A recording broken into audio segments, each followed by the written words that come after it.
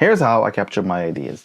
A lot of times I'm just driving around, and when an idea hits, or maybe I'm listening to a podcast, or perhaps I'm at the gym, and a new idea hits, right?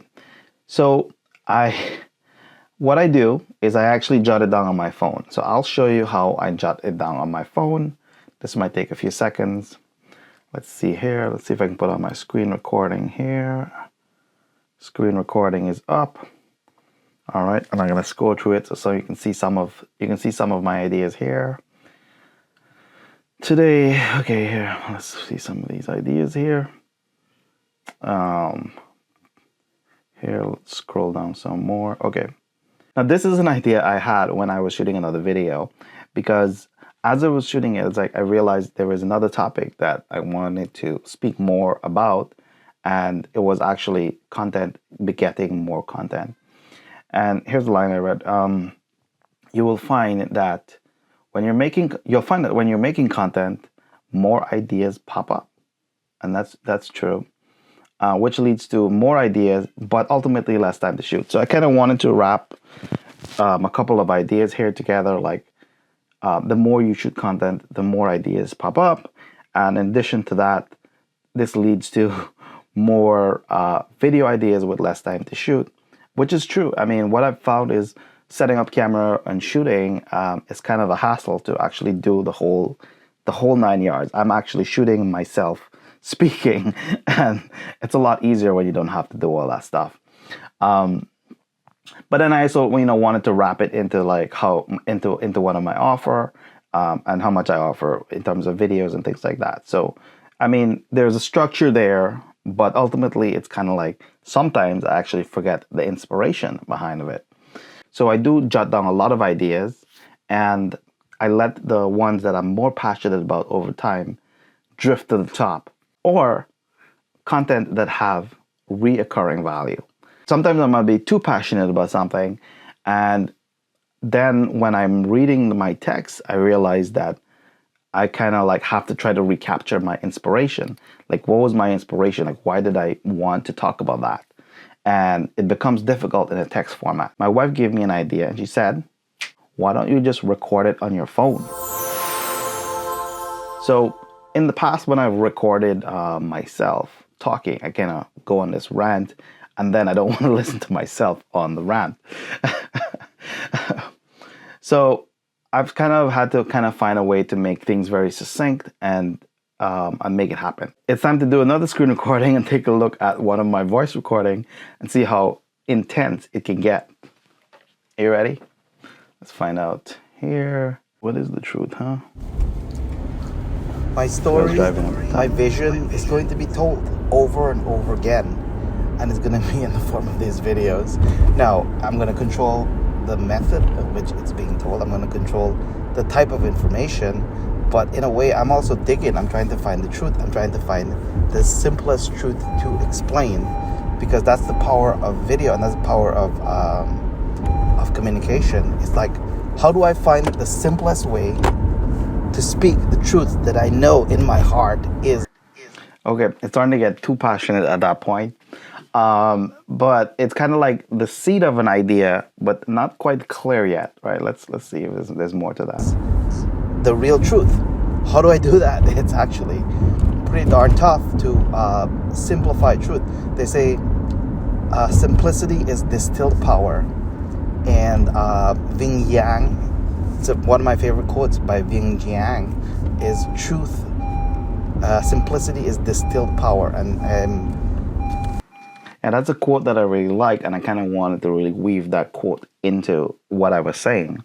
I mean, that's what sales is. Sales is simplifying your offer, and it's not something I've thought about too much, but it is simplifying the offer, but without losing the core, right? How do you keep your truth and still simplify, right? So that's really what I wanted to talk about. But how do you get to the truth, and how do you speak the truth? You do it over and over again, number one, and you find the best way to communicate that, which is one human being to another. Now, I don't have access to you, and I'm not really. So I definitely wanted to weave what I do believe is true is the most effective way of communicating is perhaps one person speaking to another. And now I'm not a great speaker, and I've realized that, But I've certainly, that's more of my personal story on how I want to get better in communicating. And that's one of the main reasons why I'm doing these videos is to see, first and foremost, is to test the theory that I have, which I'll go into another time. Ultimately, what I want to do is actually see if I can get better and faster at communicating clearly, just so I can be a better director.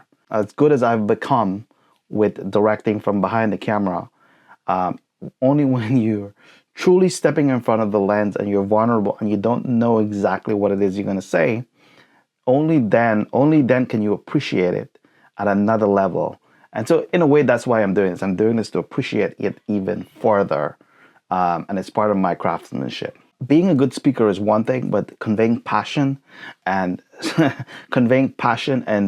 and being able to elevate your performance, that's another thing. And that's really what I want to be offering with my service, is how do you develop that trust to the degree that you can elevate, and not just to be perfect, but to be powerful. And yes, I know a lot of influencers, most of the best influencers, they've figured it out on their own how to develop that skill. But if you don't have that skill, how do you elevate quickly? How do you elevate your language quickly? I'm very interested in that idea and that notion. And that's why I do a lot of what I do here. As you can see from that, the passion is there and the intention is there in the voice. And that's the goal. That's the goal you're looking for when you're recording it in a more professional environment like what I'm in here right now. You want to present yourself well and you want to present your company well. And so it is important, and the videos that I've recorded in this format are my strongest videos. I don't know if whether it is the content or it's definitely not the lighting. It's just, this is what I want to project, and I want my videos to be shown.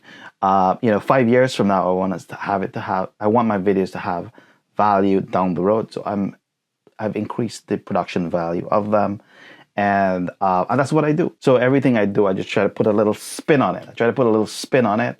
Just so that it feels fresh to me. Once you get that raw energy, then you can start to shape it. So from the voice, I can go create those bulleted points. And what I found is that you can actually use ChatGPT to interpret the goals of these very rough notes, these bullet points, and ChatGPT can give you suggestions on how to elevate it.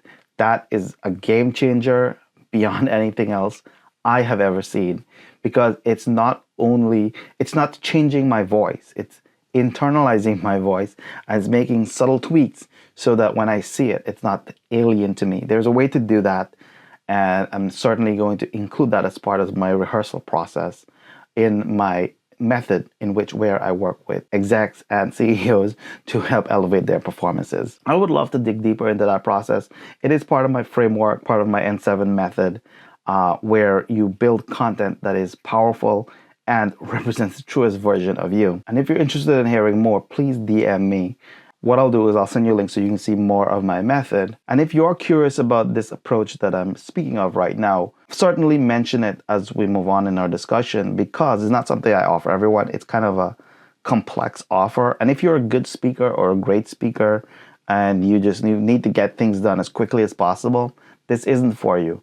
But if you're looking to elevate your performance and find a place to be comfortable with your language and be persuasive on top of that, but not just be persuasive, but be engaging, if that's your goal, certainly we can chat about that.